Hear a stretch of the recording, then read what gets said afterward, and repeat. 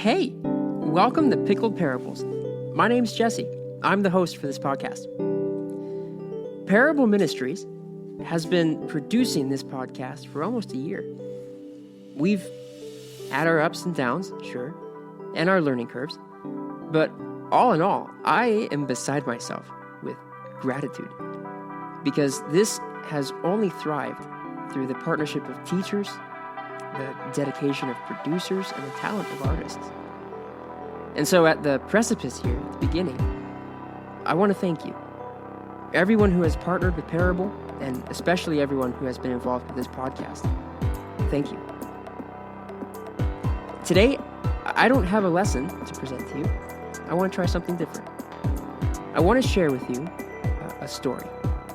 This story is ultimately a testimony to glorify my God, my heavenly King. So let's try it out. Let's move into the content of this episode.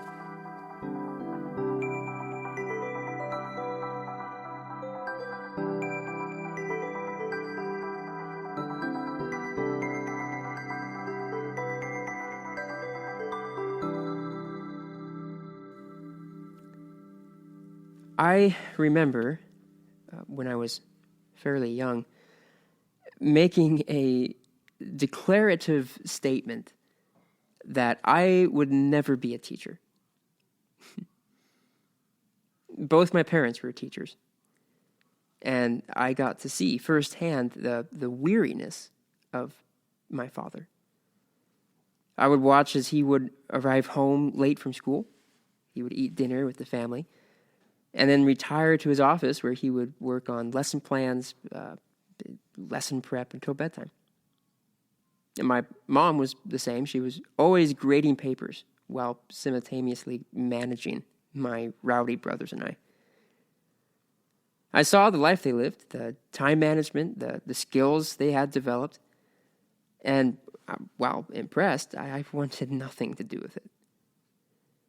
I had many reasons for not wanting to teach. The first and foremost was that I had a speech impediment. It was really difficult for strangers around me to understand what I was saying. Only those who knew me well, who spent time around me, could figure out what I was trying to say. Secondly, I'm very shy. Standing in front of people who were looking at you, who were expecting you to say something, oh, wow, that was like the worst possible punishment I could think of. To be fair, this fear was probably compounded by my self-consciousness surrounding my speech impediment. I was always scared people would contort their faces in confusion or laugh at me. As a third consideration, I had no desire to teach because I was primarily interested in myself. I had seen my father's work life. He instructed generations of children. He taught them. He tutored them. He poured his heart and his soul into everything he presented to them. It is a great sacrifice, a dedication of time, energy. It was like an intentional effort to assist in the growth of these kids. I assure you, he wasn't doing this for the incredible paycheck. I saw that it required a selfless mindset. Actually, anybody could probably teach with a selfish mindset, probably. But you cannot assist in the growth of another person without putting them before yourself. My father was a selfless, humble, and diligent teacher. I saw that, even at a young age. And I didn't want to make that sacrifice. Instead, I had, I guess you'd call it like a chip on my shoulder. I guess I wanted to prove myself, prove my worth. I was the youngest of 5 boys, so that's probably where it came from. At my childhood church, I was bullied because I was an easy target. Humility was the furthest thing from my mind. I wanted pride. So in turn, I bullied a kid who had it worse off than me. He had a hard time walking. And one of my favorite things to do to him was to trip him or put something in his way, help him fall over. I was not kind to this boy, and he had every reason to hate me. Over the years, we lost contact. But one normal day, I got a phone call on my family's landline, and it was him. He was inviting me over to his house to hang out. I was skeptical. I wasn't sure if this was like a trick or some kind of trap to make up for all the things I'd done to him. And I was inclined to say no. But my mother, bless her heart, insisted that I go. So she drove me to his house and dumped me off there. And I went up to his door and I knocked on it, just dreading. I was dreading whatever he had planned for me. I was kind of expecting a Nerf dart with the suction cup replaced with a push pin to come flying out of that door. But when he opened the door, he smiled. He smiled at me with a genuine excitement. He shook my hand and he pulled me in for a bro hug. You know, when you have one arm in between each other and then you wrap around with the other arm. I was stunned. This was just a pile of heaping coals upon my head. I had no idea how to respond. That was my first experience of being blessed with humility. And it left a mark. I don't think I was saved yet. I have a hard time remembering things. But this is a memory that sits outside of time. I will never forget the undeserved kindness that I was shown. I think that was the first step in my calling to be a teacher. People try it, but I've found you cannot teach from a place of pride. You can try it. You can try to. But the people you're teaching, they will not learn. A teacher, especially a Bible teacher, should only teach and instruct with a humble heart. Being invited to that kid's house and being hugged at his doorstep was the gentle siege break that made me question my value of pride. The next monument of remembrance occurred when I was in high school. By this time, I was dedicated to the Lord Jesus. I believed he was the Son of God and that he was my divine intercessor. However, I was young in the faith, and I still had a chip on my shoulder.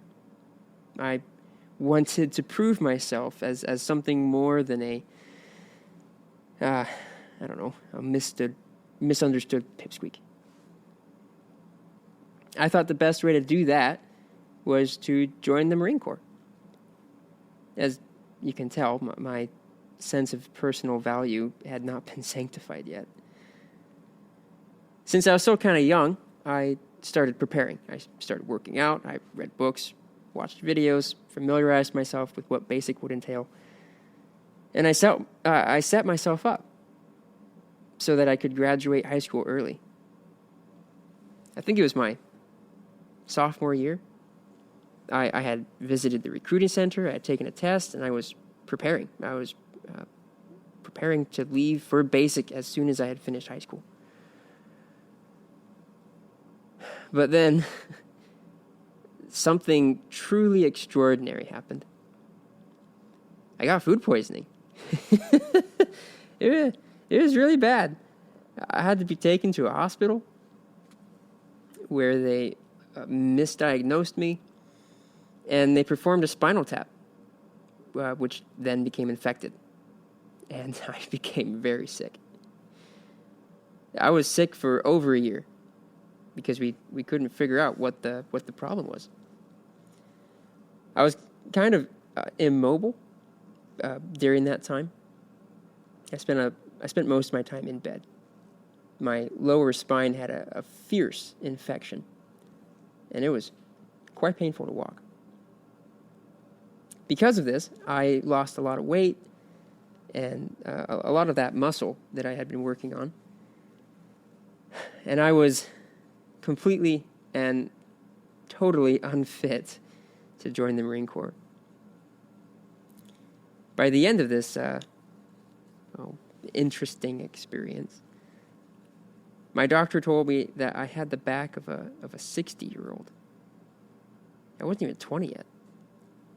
Apparently, the infection had damaged my spine, and I will live with a slight degree of limitation for the rest of my life. During my year in bed, I became kind of lonely. I missed my friends. I missed seeing them. And I asked them to come visit me at my place, at my house, at least once a week. As we would visit, we began to ask, I guess, each other, really hard questions. Some questions that we were just too embarrassed to ask our pastors. Some questions that were just a little too vague. And since I had a lot of free time, being confined to my bed, I offered to research some of the questions. So I would look up all kinds of different perspectives, answers that different people had given, and I would report back. I'd share what I'd found. I wasn't, good grief, I wasn't smarter than anyone else. I wasn't making conclusions. I was just the one in the group that had time to research these things. Word got out, and people were told, if you go to Jesse's house, you can ask whatever you want, and you might get an answer. And so our group began to grow, and we found a little wooden box so that people could write out their questions and put it anonymously. And we did this for a while. Eventually, we ran out of questions. I mean, it's not like we answered every issue in the known universe. We barely answered the questions that were put in the box. But we had addressed all of the immediate questions and concerns that we could think of. By this time, there were about 40 of us. I mean, it was rare for everyone to come at the same time, but altogether, there was a little more than 40 of us. We'd meet in my mom's living room. It was a pretty tight fit. We wanted to keep meeting, but we didn't really know what to talk about. When you have that many people in a room, you need something common that everyone can be involved with. So we picked a book of the Bible. I don't remember which one. And we decided to read through it together. Again, since I still had more time than the others, I would research the passage that we decided to read, and I would share as we read through it, the things I had learned. This group, it became a little Bible study. And I became really excited for the meeting each week. Not just because it was my social highlight for the week, but I was excited to share with the group what I had learned. That Bible study lasted for 5 years. And during that time, I became more and more interested in studying the Bible and even in presenting it. Remember when I told you I was shy? Or that I had decided that I would never be a teacher? Well, we can safely say that I was barely a teacher in those first 5 years, and that my shyness was definitely there in full force. But it was interesting that the living room atmosphere, that setting really helped my anxiety, and I definitely think that Bible study did me more good than the people who attended. This Bible study was a gentle redirection of pulling me away from the Marine Corps and my sense of value and pushing me into my calling and submission to the Lord. Looking back, I recognize this 5-year moment as a monument of remembrance. Studying and teaching is how I can best serve the body of Christ. And also, it happens to be the best way I grow in relationship with the Lord. I titled this episode, Remembering the Stones of Thanksgiving. I was inspired by Joshua, the son of Nun, in the Bible. In the book of Joshua, chapter 3, the people of Israel crossed over the Jordan River in a miraculous fashion. The waters of the river stopped, and the people crossed over on dry land. There wasn't a sudden drought. There's really nothing explainable about it. The waters were held back. In chapter 4, Joshua pulled out 12 stones from the middle of the Jordan River, and he set them up in a heap as a monument. Stones of thanksgiving, a monument of remembrance. We all carry these kinds of stones. To others, it may look like a pile of garbage or a messy life situation. But to us, it is a significant testimony of the goodness of God. A reminder, something that demands thanksgiving. I give thanks because I was saved. I was pulled away from my immediate selfish ambitions. I was reoriented through the grace of God, and I was set on a path walking next to my heavenly King. At this point, I teach because I have to. If I didn't, I would become miserable. I know this is what I'm supposed to do. Even after the hard work, the long hours, the days of study, I walk away tired, but I walk away with a heavenly fulfillment. I think of my dad often, how he taught, how he studied, how he carried himself. He is a model for me. But unlike him, sometimes I push too hard and I burn out. That happened this last summer. So I still have a lot to learn, but when I learn it, I'll definitely let you know when I figure it out. I am first and foremost a scholar, but my excitement to share my findings drive me to be a teacher. I don't carry this passion lightly, and I will not bury it like the steward and the talent in Jesus' parable. I wanted to share with you a couple of my stones of thanksgiving so that it might encourage you to share yours with somebody else.